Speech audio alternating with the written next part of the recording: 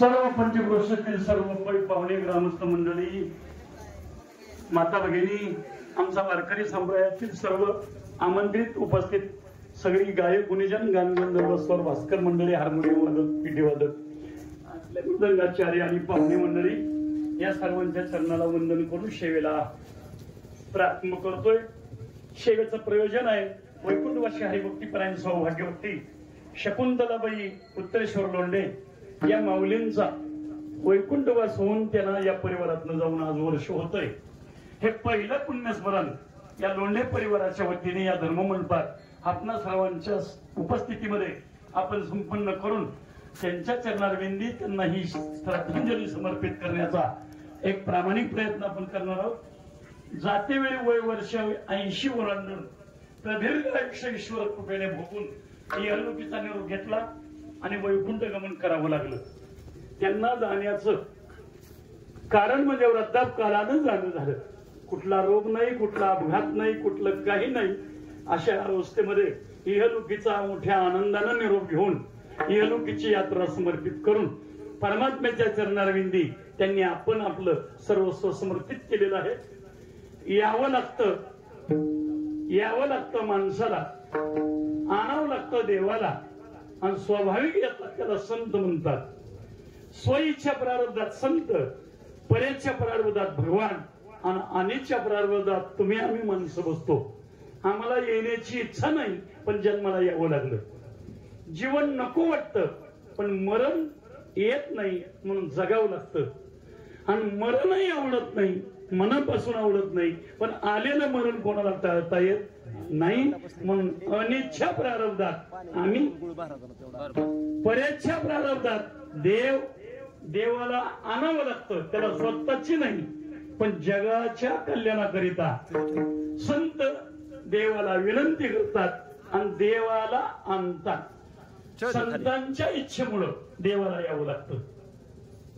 आणि संत मात्र स्वतःच्या स्वइच्छेने इच्छा झाली की अवताराला येतात. इच्छा आहे तोपर्यंत मृत्यू लोकात राहतात. का? कीर्तनामुळे काय होतं? भगवंताचं पवित्र नामस्मरण घडतं. नामस्मरण घडून आलेल्या सगळ्या याचकांना, गेलेल्या व्यक्तीच्या प्रित्यर्थ अन्नदान घडतं. म्हणून कबीर महाराज सांगतात, लेने को हरिनाम, देने को अन्नदान, तरने को लिंता और डुबने को अभिमान.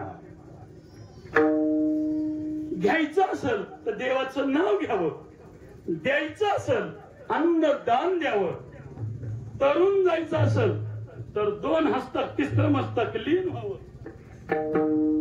आणि नरकात जायचं असेल तर अहंकार करावा. म्हणजे कबीर महाराज म्हणतात. म्हणून अन्नदान ही सगळ्यात श्रेष्ठ आहे.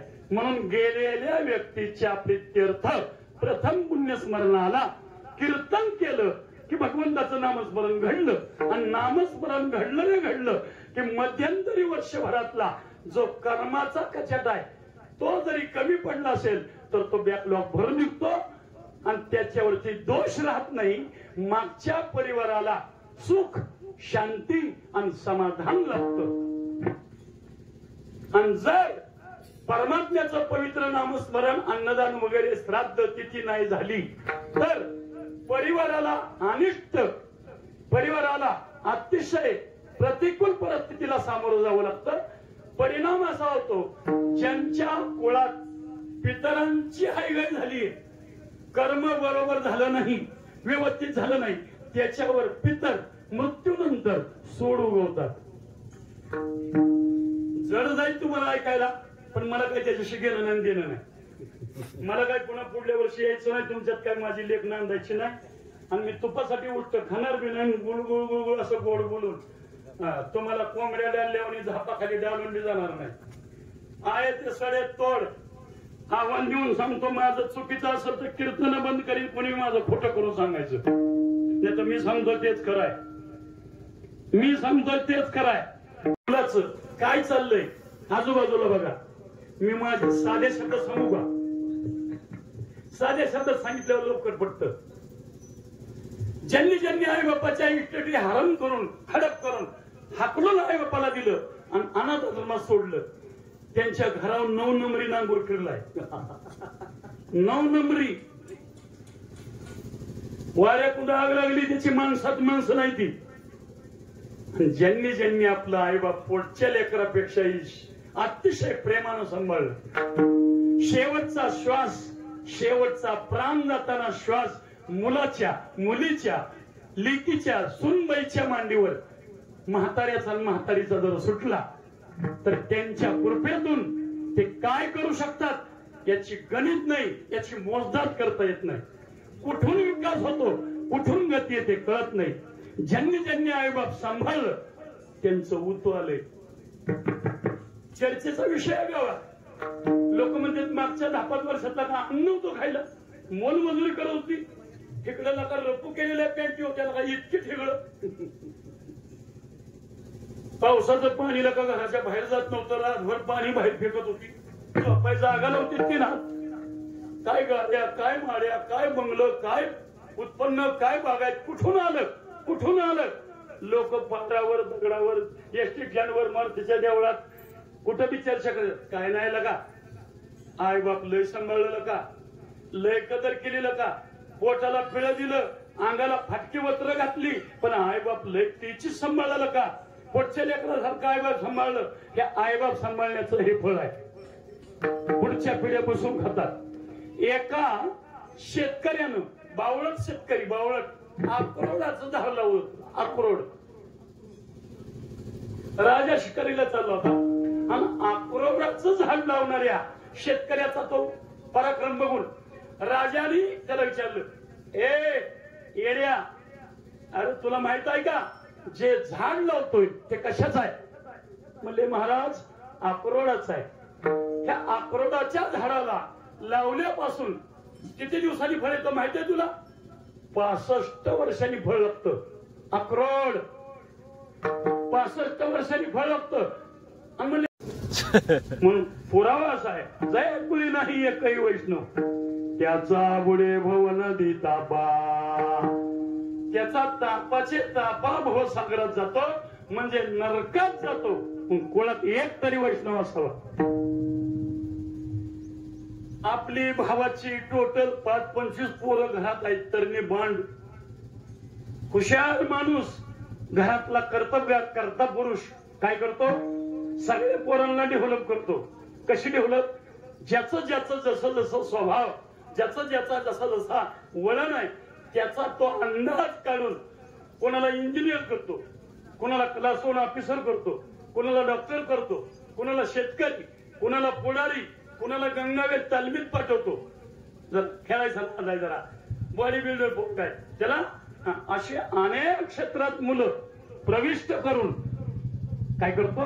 ट्रेन करतो. ट्रेन सगळ्या क्षेत्राचा अनुभव असावा म्हणून परिवारातला प्रत्येक घटक प्रत्येक क्षेत्रात तयार करण्याचं काम घरात कर्ता पुरुष करतो. पण कर्त्या पुरुषानं सगळ्या क्षेत्रात मुलं तयार केली.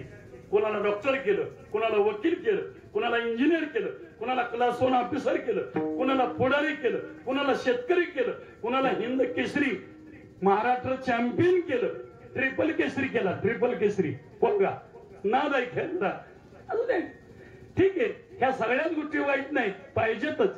कुटुंबाचा सर्वांगीण विकास होण्याकरता अनेक क्षेत्रामध्ये मुलं प्रविष्ट करून त्याच्या कलागुणाची कदर करून त्याला वाव देऊन कुटुंबाला गती देण्याचं काम हा घरातला कर्ता पुरुष करत असतो. या कर्त्या पुरुषाला मानावं लागेल. पण आमचा संप्रदाय अशा माणसाला मानत नाही. जर एखादाही मुलगा जर वारकरी क्षेत्रामध्ये जर त्याला प्रविष्ट केला नाही तर तुझा बाकीचा हे जो सगळा ताप आहे का, तो सगळा ताप एक दिवशी नरकात जाणार आहे. हे अजून त्याला कोणी सांगितलेलं नाही. इतरांचा नवस असतो आणि असा वारकरी ओरिजिनल हाडाचा वारकरी जन्माला येण्याकरता पितर त्या कुळात नातू पंतूच्या रूपाने जन्म घेतात. दुरेगी मारून ठेवा, दुरेगी नातू पंतूच्या रूपानं जन्माला येत. पण संस्कार करणारी मंडळी धोरणात असावी लागतात, भानात असावी लागतात. आम्हाला जी मुलं बाळ झाली, आमचं जे पोट पाणी पिकलं, आमचा जे 5चं 50 होऊन येल मांडवाला गेलाय, याच्या पाठीमाग आम्ही स्वतः कर्तृत्ववान नव्हे तर आमच्यावर आमच्या पितरांची कृपा आहे. पितरांच्या कृपेने वंशवृद्धी होते. पितरांच्या कृपेनेच भौतिक जीवन सुखमय होतं. पितरांच्या कृपेनेच मान मिळतो कुटुंबाला. पितरांच्या कृपेनेच सन्मान होतो. पितरांच्या कृपेनेच हरिभक्त परायण मुलं कुळात जन्माला येतात. पितरांच्या कृपेनेच कुटुंबाचा आणि उत्कर्ष होतो, चर्चेचा विषय होतो. बसल्यावरती लोक चर्चा करतात. चर्चा करावी इतकी गती कुटुंबाला केवळ पितरांच्या कृपेने येते. म्हणून मागच्या परिवाराची जबाबदारी काय? मगाशी मला कोणीतरी आमच्या माता भगिनीने सांगितलं, आयुष्यभर तीर्थयात्रेत आयुष्य घालवलं, घरी नव्हत्याच, घरी राहतच नव्हत्या. विचारा, खात्री करा. मी आज आता आलोय, मला इतिहास माहित नाही भूतकाळ त्यांचा, पण मला माहिती मिळाली अशी. मला सांगा ना, हे ज्यांनी केलं त्यांचे पोवाडे कीर्तीचे तुम्ही वर्णन करताय, याचा अर्थ तुमची नैतिक जबाबदारी काय? त्यांनी जे केलं ते कोणीतरी पाठीमागं त्यांचं चालवावं लागतं. आणि जर ते चालवलं तर त्यांची कृपा होते. आणि कृपा झाली तर 5 बोट तुपात, अशी मराठीत म्हण आहे. कोणतीच बाजू उनी नाही, कोणत्याच बाजूवरती आणि काही खंत नाही. कुटुंबाचा सर्वांगीण विकास, मुलं सुखी आहेत, सुदृढ आहेत, घरात आजार पण नाही, घरात कुणाची मानहानी नाही. प्रत्येक व्यक्तीचा आदर घरामध्ये करतो. समजून घ्यावं ही पितरांची कृपा आहे. आमच्या मनात आई वडिलांची आमच्यावरती कृपा आहे. नाहीतर पितरांचा जर कोप झाला, वेळ मिळाली तर पुढे विषय मांडणारच आहे. पण जाता जाता पार्श्वभूमी थोडक्यात सांगतो. जर पितरांचा कोप झालाच तर काय परिणाम भोगावे लागतात याचं जरा असं थोडंसं दिग्दर्शन करणार आहे.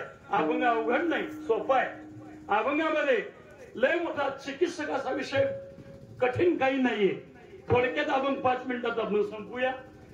जाता हे इतकं कुठं असतं काय, कुठं असतं काय, लय रुमण्यावर बाहेर दिला बुवानी. तिथं माती पडली बैल मी एका कुठे आली तरी बुवा रुमण्यावर बाहेर दिसू का. जड होत असत तर सोडून द्या, पण ऐकायचं असतं तर ऐका. तुम्ही किती ताकदीने ऐकताय, किती कॅप्चर करणार आहे मला माहित नाही, पण माझा धर्म आहे तुम्हाला सांगणं. झाकून विषय ठेवणं हा दोष कीर्तनकारानं ओढवून घेऊ नये, नाही का.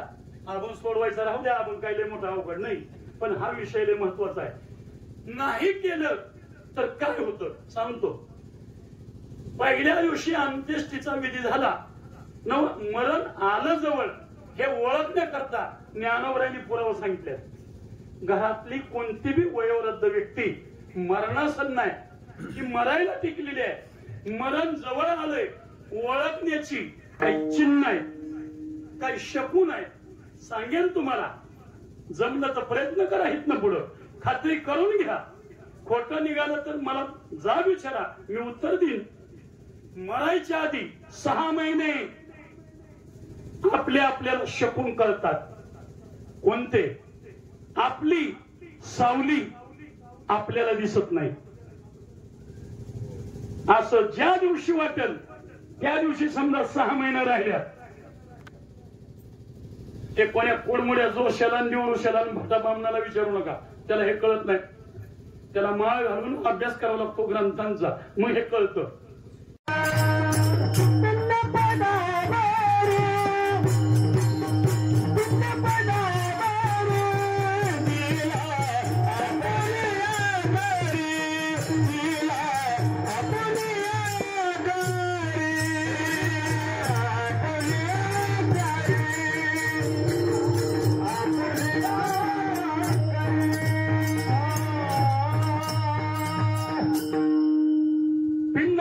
महादेवाची नवल पिंड म्हणजे देहही नव. जगद्गुरु तुकोबाराय सांगतात, तो भाताचा गोळा पिंडाच्या उद्देशाने दिला जातो, तोही नाही. 3.5 आऊट हाताचा देह मी माझ्या इच्छेने पदावर म्हणजे पितरांसाठी दिला, परंपरा जपण्याकरता दिला, परमार्थ पूर्ण होण्याकरता शरीर झिजवलं. मग त्याचा तुम्हाला फायदा वगैरे काय झाला का? भजन केलं, कथा केलं, कीर्तन केले, माळ घातली, एकादशी व्रत, सोमवार केला, आळंदी पंढरीची वारी केली, वैष्णवांचा आदर केला, परिणाम काय झाला का? फायदा काय झाला का? अभंगाचं 2रं चरण. माझे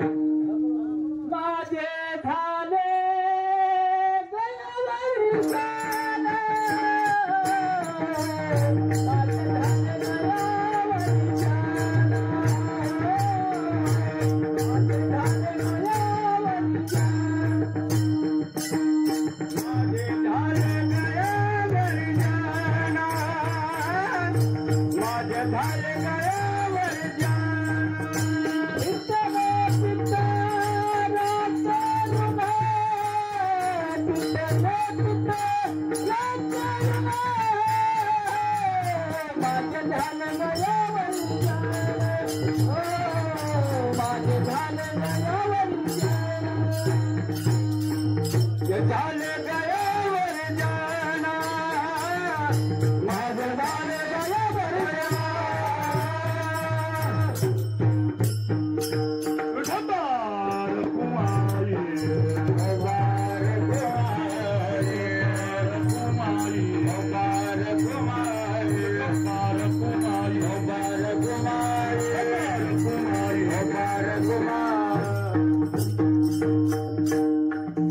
पितरांच्या बाबतीत जर चुका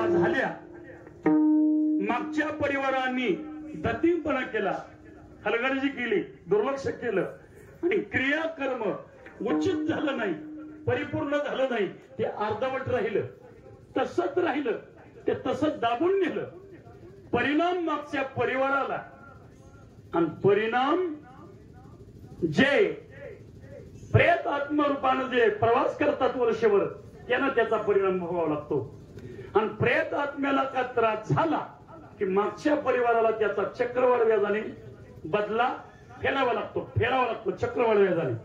म्हणून शक्यतो मृत्यूनंतर वर्षश्राद्धापर्यंत जो शास्त्र पुराण आणि वैदिक कर्मकांड सांगितलंय ते जातीनं हायगय न करता यजमानानं घरातल्या कर्त्या पुरुषानं ते कर्म पुरं केलं पाहिजे. आणि ते कर्म पुरं करीत असताना रोजानं लावल्यासारखं नसावं. मोले घातले रडाया नाही असो आणि माया. मोलानं रडायला लावणारी माणसं मोलानं रडतात आणि वेळ संपली पुन्हा रडायला सांगितलं तर वर टाइम मागतात. म्हणजे रडण्यामध्ये प्रेम लागतं नाही का. आणि म्हणून रोजानं लावल्यासारखं नसावं. सासूसाठी रडे सून आणि भाव अंतरीचा भिन्न असं नसावं. ते कर्म करीत असताना श्रद्धायुक्त अंतकरणानं करावं. श्रद्धेनं केलं जातं याचं नाव श्राद्ध. श्राद्ध कशाला म्हणतात? श्रद्धेनं केलं जातं याचं नाव श्राद्ध. श्राद्ध कुणाचं असतं? जित्या माणसाचं का मेलेल्या माणूस दिसतो का? दिसत नाही. बर तो नाही असं मानता येतं का? परमार्थ प्रिय असून परमार्थाची परंपरा जोपासणारा हा परिवार आहे. या परिवाराला द्यावेत एवढे धन्यवाद कमीच. आज या परिवाराशी या कीर्तन संबंधानं इथं येण्याचा योग आदरणीय हरिभक्ती पाटील श्राद्धस्मरणी आमचे गुरुबंधू गोसेवक टेमकर परमेश्वरजी भारत तळेकर यांच्या आमच्या घनिष्ठ संबंधातून त्यांच्या आग्रहाखातर ही शिफारस माझ्या वाट्याला आली. सेवेचा योग आला. तन्निमित्ताने तुमचं दर्शन झालं. पिंपळनेरला पै पाहुण्याच्या संबंधानं माग येऊन गेलो बऱ्याचदा, पण इकडे या भागात येण्याचा योग तळेकर महाराजांच्या मुळे आला. त्यांचंही फार मोठं योगदान आहे, त्यांचंही फार मोठं कार्य आहे. गोमातेची सेवा करत करत त्यांनी एक जगावेगळा उपक्रम राबवून लोकांना तोंडात बोट घालण्याची पाळी येईल असा चमत्कार करून दाखवलाय. चमत्कार न होतो न भविष्यती असं नाही म्हणता येत, पण हा जुना फॉर्म्युला आहे. फक्त जग त्याला विसरून गेलंय आणि जे विसरून गेलेलं जग आहे त्या जगाच्या दृष्टीपुढं आपण आपली अनुभूती एक वेगळ्या माध्यमातून आणण्याचा आणि मांडण्याचा त्यांचा एक प्रामाणिक प्रयत्न आहे. त्यांनी आपल्या प्रयत्नातून अख्खा महाराष्ट्र खळबळून जागा केलाय. त्यांचं प्रत्येक वाक्य कौतुक करावं आणि प्रत्येक गोष्ट विचार करायला लावणारे आहे. विचार त्यांचा सगळा उपक्रम तुम्ही सर्व संबंधित आहात. खात्री करून आपण एकदा पाहावं असं मला वाटतं. त्याच्याबद्दल मी जास्त बोलणं म्हणजे दूध हरी पावसात मोड दुपल्यासारखं होईल. त्यामुळे त्या उपक्रमाबद्दल जास्त बोलत नाही. आपण चौकशी न करता प्रत्यक्ष एकदा जाऊन भेट देऊन घ्या. बघा काय प्रकार आहे. मुद्दा असा आहे, अभंगामध्ये या कर्मयोग सांगितलाय. अभंगाकडे बोलतो. जगद्गुरु तुकोबाराय म्हणतात, जे माझ्या वाट्याला आलं, ज्या कुळात जन्माला आलो त्या कुळाची परंपरा जपण्याचं काम मी केलं. आणि ती परंपरा जपण्याकरता ईश्वरानं मला दिलेला 3.5 हाताचा देह अर्थात पिंड मी माझ्या इच्छेने पायावर दिला. पायावर म्हणजे पदावर दिला. पदावर दिला म्हणजे भगवंताच्या चरणावर हा 3.5 हाताचा पिंड म्हणजे देह मी माझ्या इच्छेने अर्पण केला. हा भक्तीतला कर्मयोग आहे. आणि हा कर्मयोग मी साधल्यामुळं माझ्यावर भगवंताची कृपा आहे आणि पितरांची कृपा आहे. अर्थात मला पितरांच्या कोपाच्या बदल्यात पितरांना मुक्त करण्याकरता ज्या शास्त्र पुराणांनी पर्याय सांगितलेले आहे ते पर्याय करण्याची मला आवश्यकता जीवनात राहिली नाही. मी काही कुठंच गेलो नाही, जाणार नाही मला जाण्याची गरज नाही. मग तुम्ही काय केलं? काहीच केलं नाही. माझ्या हातून ते घडलं, आपसूक घडलं. आणि घडल्यामुळं पितर प्रसन्न आणि देव प्रसन्न. कारण का? पितरांचाही माझ्यावर भार राहिला नाही आणि भगवंताचाही माझ्यावर कुठल्या प्रकारचा बोजा राहिला नाही. देवही माझ्यावर प्रसन्न आहे, भगवान प्रसन्न आहे आणि पितरही प्रसन्न आहे. मला आता कुणाला लावून नमस्कार करण्याची गरज राहिली नाही. अहंकार नव्हे, पण कुठेही काहीही उद्योग करण्याची मला आवश्यकता नाही. पांडुरंगाची कृपा आहे आणि पितरांची कृपा आहे. मला वाटतं जीवनामध्ये देवाची कृपा आणि आपल्या आई वडिलाची कृपा झाल्यावर त्या व्यक्तीला जगामध्ये पुन्हा पुढे हात पसरण्याची गरज नाही. म्हणून आई वडिलांची सेवा जिवंतपणे, जिवंत असेपर्यंत देव मानून करा. देव मानून सेवा केली की तुम्हाला वेगळा परमार्थ करण्याची गरज नाही. परमार्थ करू नका, नाही केला तरी चालेल. नका वाऱ्या करू, नका माळा घालू, नका सत्यात अन्नदान करू, नका तीर्थयात्रेला जाऊ, नका मंदिर बांधू, पण आई बाप तरी निदान अनाथ आश्रमात सोडू नका.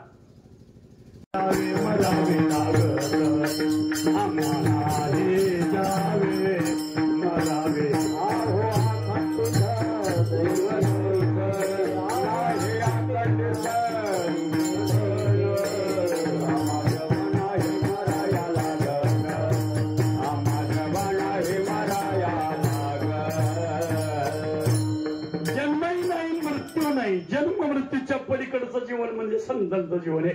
जन्मालाही यादीच कारण नाही. प्रारब्ध क्रियमान संता संचित नाही जाण.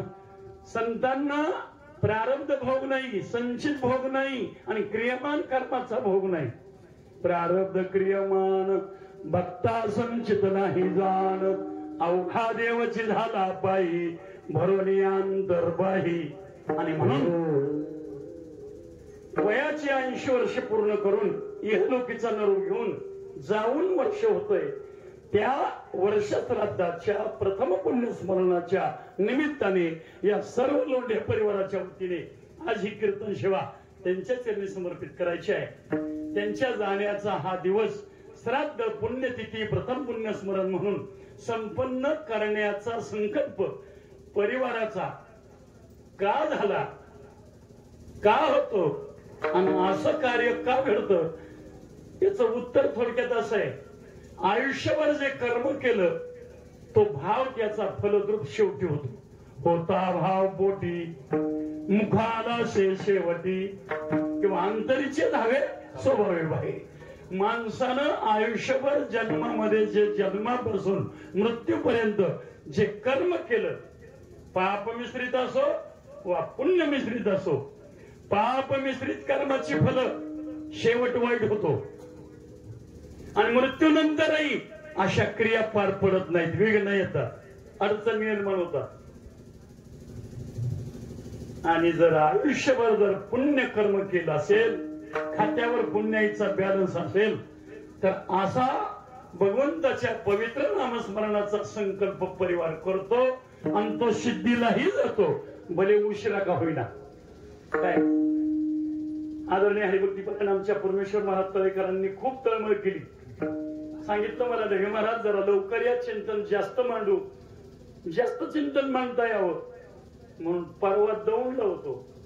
काष्टी दौंड ते रात्री वडूज स्वरूप खानवाडी म्हणजे वडूज उसे सावळीच्या मध्ये 4ला उठून प्रवास केलाय. मी 9ला पोहोचलोय. विचार बरोबर 9ला पोहोचलोय.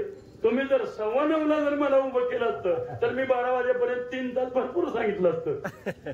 आता 10:40 माझ्याकडे व्यासपीठ आलंय म्हणजे 9:45 वाजले. आता म्हणजे 1.25 तास उरला आणि 1.25 तासातच मी सांगणार. तुम्हाला जास्त रिस्क देत नाही, चिंता करू नका. उन्हाळ्याचा दिवस आहे, दिवसाचा कार्यक्रम आहे. बरं, चिंतन किती मांडतो, काय मांडतो, ह्या आमच्या ह्या सगळ्या मंडळींना विचारा. ही सगळी मंडळी आमची रोजची परिचयाची आहे. त्यांना खांदा पडून गेलाय. ढगे महाराज 2-3 तास सोडित नाही बाबा, ह्याला माहित आहे. बरं, मी काय बोलतो आमच्या तळेकर महाराजांना विचारा. त्यांच्या मुक्तसरींच्या श्राद्धाला पहिलं कीर्तन मध्ये मी गेलो होतो त्यांच्याकडे. मला वाटतं ते चिंतन तुम्हाला भावलं, बरोबर, आणि ते चिंतन भावल्यामुळे तुम्ही मला पुन्हा म्हणजे ते ऊसाचा फड पेटल्यासारखं. मी जाहिरातबाजी करत नाही, माझं काय म्हणत नाही, आणि माझं घ्या म्हणणं हा दोष आहे. तुकोबाराय कायदा सांगतात, कीर्तनकारानं गावोगावी कार्यकर्ते आणि दलाल ठेवायचे नसतात, ठेवू नये. का? वाऱ्या हाती माप झाले सज्जनाचे, कीर्ती मुख्याची नाराय. उपरवट्यात भाऊसाहेब पाटील आमचा राजू भाऊ, लाईक केम मध्ये आमचं परमेश्वर महाराज, काय तुमच्या बिटरगावला आमचं बाळासाहेब महाराज, झऱ्याला अर्जुन महाराज, हे असं गावोगाव माणसं पॅक करून ठेवली. मतदारसंघ पॅक केला ह्या कीर्तनकारांनी. दुसऱ्याला सुचूच देत नाही ती, उलगाडा होऊच देत नाही ती, नव्याला येऊच देत नाही ती. ज्याची ती आपापल्या कार्यक्रम म्हणतात. परिणाम असा होतो, चांगलं समाजाच्या पदरात पडत नाही. ते उठलं की मग ते उंडगं उठलं आणि पिठलं हाटलं, उंडगं उठलं आणि पिठलं हाटलं. रोज तीच माणसं समाज किधरून गेला. बर, समाजाला ही ताकद नाही. संयोजक आयोजक मंडळी, कीर्तनाला साथ करणारी, भजन करणारी ही जी मंडळी आहे, आता ही बी मंडळी कीर्तनकाराची निवड कशी करतात सांगतो तुम्हाला. आपलं नाव घ्यायला बुवा निवडायचं, त्यांनी आपलं नाव ढापचोळा घेतलं पाहिजे, बरोबर. नवीन लग्न मुलाचं झालं, सुनबाई घरामध्ये आली, ग्रस्ताश्रम त्यांचा चालू झाला. नवीन दाम्पत्य आनंदानं त्यांच्या संसाराला लागलं.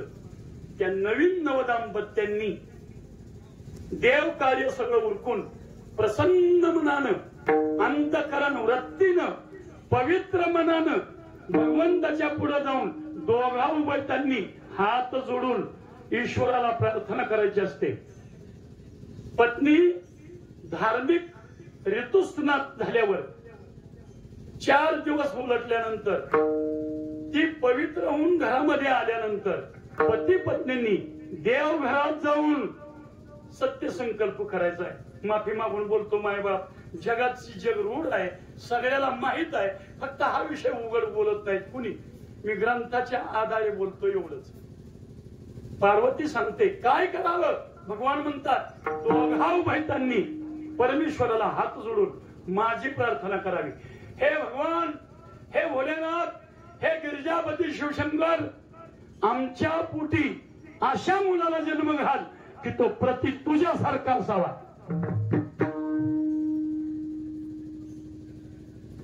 आमच्या पोटी येणारा मुलगा, आमच्या कुळाचा कुलदीपक कसा असावा, तो तुझ्यासारखा असावा.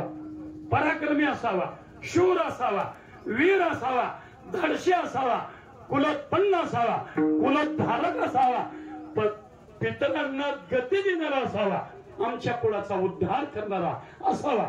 असा सत्य संकल्प दोघांनी करून बीज पेरावं लागतं. चांगली वेळ, चांगलं नक्षत्र, शुभ वेळ, शुभ काल, शुभ वार, शुभ दिन, शुभ मुहूर्त, शुभ घटका फळ याचा विचार करून याला म्हणतात गर्भाधान. हा पहिला विधी आहे संस्कारातला, 16व्या संस्कारातला पहिला गर्भाधान. योग्य वेळी परमात्म्याला स्मरून चांगल्या पुत्राची अपेक्षा करून संकल्प करून स्त्रीला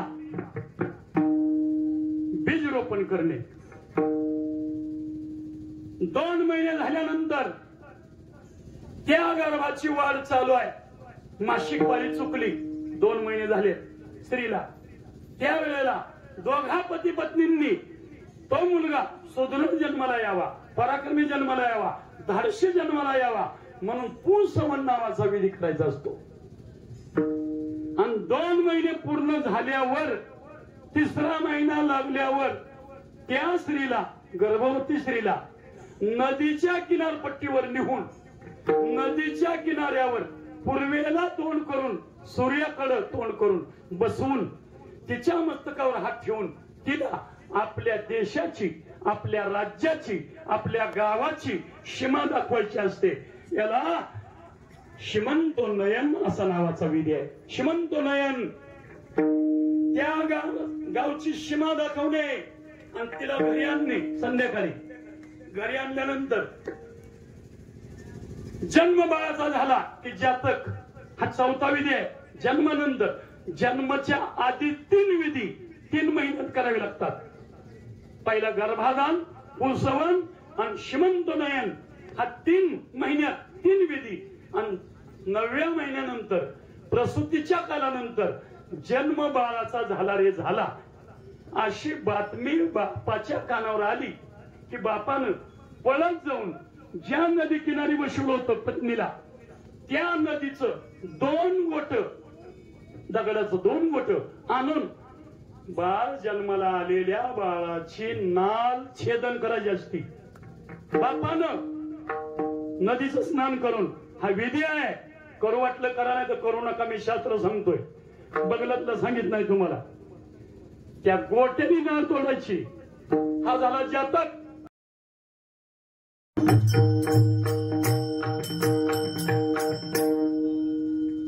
हक्काची 6 मिनिटं आहेत माझी. मला बोधरेशन आलं होतं, वेळ पुढे जाते. काय वेळ पुढे जाऊ द्यायची नाही असा माझा आज करार आहे. पुढे जाऊ न देणे म्हणून जरा भीतीपोटी जरा ओळखलं.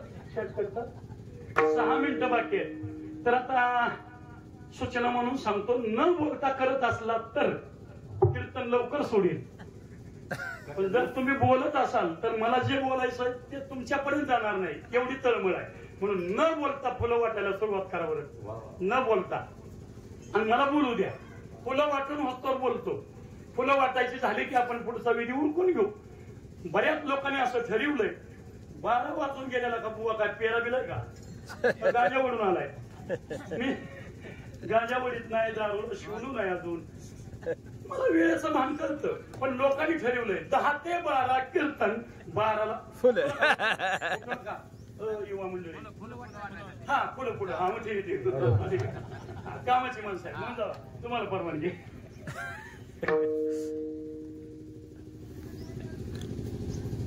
विषय सांगायचा होता तेवढाच सांगतो, म्हणजे बस झालं वेळेपुरतं.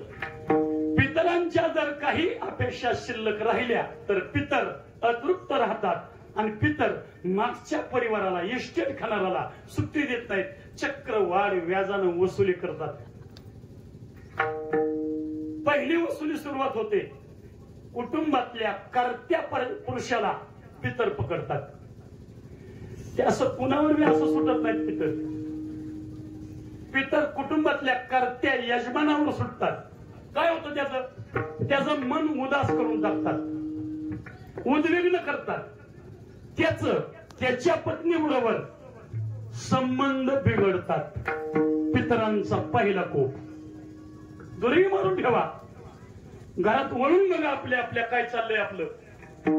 ज्यांचं पती पत्नीचं जमत नाही घरात, त्यांना समजून घ्यावा आपल्यावर पितरांचा कोप आहे. हे विचारायला कुठं खात्री करण्याची गरज नाही. आधी मला म्हणजे उजव्या हाताने बसलेल्या पितर खात्री करून घेतात. काय करतात, यजमानाचा पती पत्नीचा संबंध पहिला बिघडवतात आणि बिघडला संबंध की तो उदास आणि उद्विग्न होतो. त्याचं घरात मन लागत नाही, तो उदास होऊन परागंदा होतो. पितरांचा कोप झालाय म्हणावं. पती पत्नी सारखं गोड गुलाबी कोमल रेशमासारखं सुगंधित नातं ईश्वरानं निर्माण केलंच नाही वेगळं, पण पती पत्नीचे संबंध बिघडतात. समजावं पितरांचा कोप आहे. त्याच्याही पेक्षा जर पितर जास्त कोपले तर परागंदा झालेला 2 वर्ष व्हायच्या आत गेला, घर सोडून नव्हत गेला म्हणून निरोप येतो. कायमचा गेला निरोप येतो. निरोप. पितरांचा कोप अधिक वाढला तर घरात नातू पंतूच्या रूपानं पितर जन्म घेतात, पण अपंग जन्माला येतात. आमच्या इष्टटी खाताय, आमचं श्राद्ध, आमच्यासाठी कीर्तन भजन, आमच्यासाठी अन्नदान करायला तुम्हाला टाइम नाही, इष्टटी चालते द्या म्हणून पितर तिसऱ्या वर्षी चक्रवाढ व्याजानं वसुली करतात. काय करतात?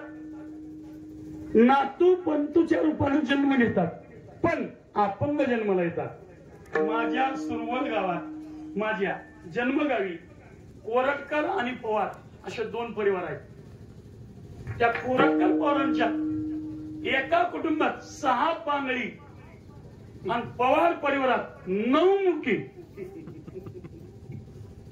आज उदाहरण जिवंत आहे. कोणी सोरवडचा कोण ओळखीचा असलं तर विचारा, खात्री करून घेऊ असं म्हणत होतं. खरंय का? का असं? भयंकर पितरांचा कोप. शापित कुल म्हणतात त्याला, शापित कुल. पितरांचा भयंकर कोप. कोपाचा कळप झाला की पितर अपंग जन्माला येतात आणि आयुष्यभर सेवा. 90-95 वयाचं वय होईपर्यंत सेवा करून घेतली त्या 6 जणांनी आणि ह्या 9 जणांनी परिवाराकडून. अशी वसुली. त्याच्याही पुढे जाऊन सांगतो, एवढं होऊन बी जर जुमानलं नाही, एवढं होऊन बी जर जुमानलं नाही आणि पितरांना गती मोक्ष देण्याचा प्रयत्न केला नाही तर शेवटची ठेप पितर कोपाचा कळस करतात आणि पितर फाईल बंद करतात. फाईल बंद म्हणजे शापित कुल, वंश खंडन. आणि पितरांनी काय एकदा शिक्कामोर्तब केलं शापित कुल म्हणून तर वंश खंडन होतं आणि वंश खंडन झालं तर रक्तामासाचा वंश पुढे वाढत नाही. बुवा काय लोक याच्याही पुढचे आहेत. मग बुवा काय बिघडलं? वंश खंडनच होईल ना उद्या झाला तर. काय नडलं? नगरपालिकेच्या कचरा कुंडीत ना आम्ही फेकून दिलेली, मोठमोठ्या हॉस्पिटलमध्ये गरज नसलेली, अनैतिक संबंधातून जन्माला आलेली, फेकून दिलेली बेवारस पोरं. नाही तर अनाथ आश्रमात नानू, वृद्धाश्रमात नानू, फुटपाथवर नानू, नाही तर एखाद्या शाळेत नानू, आश्रम शाळेत नानू. त्याला दत्तक पुत्र म्हणतात. तुम्ही दत्तक घ्याल, पोटावरचं पोटा खालचं घ्याल, पण पोटचं तुम्हाला होणार नाही. पितरांचा कोप आहे आणि ही वेळ कुणावर येऊ नये असं जर वाटत असेल ना तर जिवंतपणे आई वडिलांची सेवा चांगली करा, त्यांचा आशीर्वाद चांगलं घ्या, तुमचं नक्कीच कल्याण होईल. आमच्या तळेकर साहेबांनी त्यांच्या मातोश्रीचा शेवटपर्यंत सांभाळ केला. त्यांना जरा थोडासा त्रास झाला त्यांच्या वयोवृद्धपणी, पण त्यांनी सेवा केली. त्यांनी काय सेवा केली ती त्यांनाच विचारा. त्यांच्या कार्यक्रमाला मी होतो स्वतः, मी ऐकलंय आणि बघितलंय. मी अजून तुम्हाला तुमच्या जवळचं उदाहरण सांगेन, जरा तुम्हाला निगडीत आहे. तुम्हाला पालवण इथं किती अंतर आहे? इथून पालवण जवळ आहे ना? 3 किलोमीटर. काय 10-5 किलोमीटरच्या आत? 2 किलोमीटर. विष्णू करंडे नावाचा एक माझा मित्र आहे, विष्णू करंडे, विष्णू बापू. जाऊन विचारा, तुमचे पै पाहुणे सोयरे असतील. त्याला 2 भाऊ आहेत मुंबईला, ते स्वतः घरी असतात. पण आईची सेवा पट्ट्यानं अशी केली की अशी सेवा कोणीच करणार नाही, अशी सेवा केली.